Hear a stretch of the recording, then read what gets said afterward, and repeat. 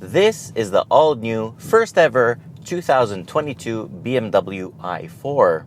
More specifically, it's the top-of-the-range M50 model, which is an M Performance model, and as you can guess, it's pretty quick. 0 to 100 kilometers an hour, the company says 3.9 seconds. We did it in 3.8 seconds, thanks to 2 electric motors and xDrive, and of course launch control. It makes 536 horsepower and 586 pound-feet of torque, and it is powered by lithium-ion batteries which use NMC 811 cells and can hold 83.9 kilowatt hours of energy. The onboard charger supports up to 11 kilowatts of single-phase AC charging, and fast DC charging can go up to 200 kilowatts. The 2 electric motors are 5th gen BMW eDrive motors. They're built in-house and they don't use any fixed permanent magnets, which can heat up and eventually decrease performance. This thing can do 0 to 100 kilometers an hour pulls all day, every day, as many times as you want, and the motors still return 93% efficiency. The range is rated at 435 kilometers in Canada and 510 kilometers in Europe. I can vouch for this. It will actually do more than 400 kilometers in this chilly spring weather. The whole EV drivetrain is really sophisticated here with heat pumps and cooling for everything. You may have guessed already that this is based on the 4 Series Grand Coupe, and you would be right if you did so. This is not an EV exclusive platform, and that comes with some drawbacks, like no frunk, limited rear legroom, and a tunnel for drive shafts that don't exist here. Other than that, it's pretty much great, and even the face, these grills, they don't bother me one bit here. I'm not sure why, but they just don't.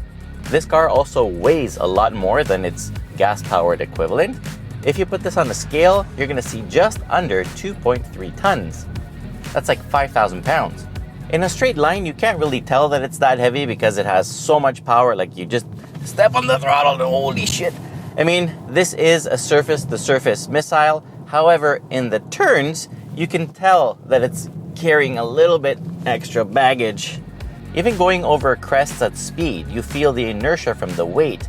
The adaptive M suspension does an incredible job controlling the body, but just like my gut, it's pretty difficult to hide. Don't get me wrong, it has immense amounts of grip, and it is fun to drive, but we'll get to that. Looks-wise, well, this Portimao blue definitely flatters it. It's a good-looking car, and as I said before, in this M Performance trim, I really don't mind the Bugs Bunny teeth front grille. I like the sporty body kit. The 19-inch wheels look great. They're the style 861M, and the rear looks great with a diffuser thingies instead of exhaust pipes. Overall, I do like it a lot. It's much better than the iX, that's for sure. Inside, it's very much in line with the BMWs that we love. The build quality is perfect, no rattles, no squeaks, and good materials in most places. The design is cool. You now get these curved floating displays on the dash. Most buttons have moved into the iDrive 8 infotainment, but it's still all very usable and it's a very fluid experience. You get lots of info, customizations, and wicked features like the backup assistant and excellent cameras, the ambient lights, the really good heads-up display, the excellent Harman Kardon sound system, and of course you have wireless CarPlay and Android Auto. You also get the digital keys now, so you can use your phone as a key and send keys digitally to your friends and your family. You also get over-the-air updates, and you also have my favorite feature in the middle of the dash, where it's the animated surround view that shows you the cars around you. This car, as you can see, has the laser headlights. Nevertheless, it is an early production car. To be honest, I would just stick to the normal LED headlights. They are incredible, they're very bright as well, and you save $1,500 to do other stuff with, so why not? The front seats are very sporty and firm, and they support the body really well.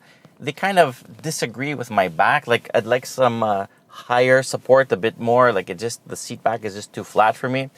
Nevertheless, the driving position is really good. Visibility is pretty awesome, except directly behind you, because the rear window is pretty narrow. So it's not terrible, but, you know, it could have been better, I guess. Speaking of narrow stuff, the rear doors are pretty small. And once you squeeze yourself in, you realize that, well, you're still squeezed. Footroom and legroom are both very tight. Headroom is okay, but overall, if you have fully grown kids or friends, this is not going to work out very well. Also, the rear heated seats are an option, and they're not present here, so boo. The trunk, however, is wicked. It has a huge hatch opening and 470 liters of capacity, so it really helps the car redeem itself in terms of practicality. On the road, the suspension is fantastic over rough terrain, the dampening is ideal, and not only in comfort mode, even in sport mode, it's still very comfortable and quiet. Especially at highway speeds, the car just glides through the air. It's really comfortable, very quiet. It's a very good long-distance cruiser. Well, except the charging and the range thing, of course, but again, not BMW's fault, it's the infrastructure. But this car, honestly, the moment you get in and you start driving, the first thing that hits you is the sense of rigidity and quality. It's just incredibly well put together. It's just solid.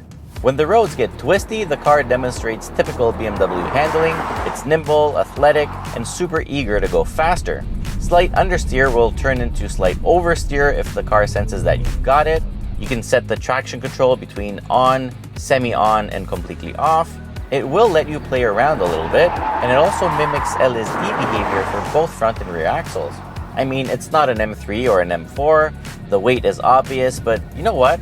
On the track, maybe it would be obvious, but on the street, I think the extra power that it makes more than makes up. Like, for daily driving, this thing is an absolute rocket. I'm not surprised BMW is, keeping it very separate from the actual M cars, but this one, like, holy mother, it is really fast. The steering feels great, the brakes feel great too. You have 4 piston calipers up front. From 100 kilometers an hour, it came to a complete stop in 39 meters, which is excellent. You can also do one-pedal driving by selecting B in the gearbox. You also have different driving modes. You get Sport Boost, which is an exclusive driving mode for the EVs, and it feels quite explosive. You also get the Hans Zimmer sound effects, which are really cool. Or you can just flip it to Eco Pro and try to impress your friends with the predicted range while you freeze your ass off because you get no climate control. Overall, I really love this i4 now. It is a car I would really like to have in my driveway, and pricing is quite competitive. In Canada, the i4 starts at just under $55,000 for the rear-wheel drive eDrive 40 model with a 335 horsepower. This M50 one starts at just under $73,000.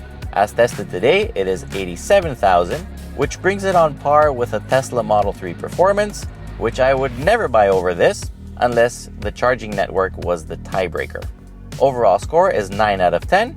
I wish this thing had more rear legroom because that would have made it near perfect. But even like this, I still love it. I mean, it is a real joy to drive, even in comfort mode. It's super fun. Ooh, and it goes sideways. Anyway, that's all with the BMW i4. Before I go and kill myself, let me just thank you for watching this video. Please subscribe to the channel. We need the subs. Most importantly, till next time, be well. Take care. Bye-bye.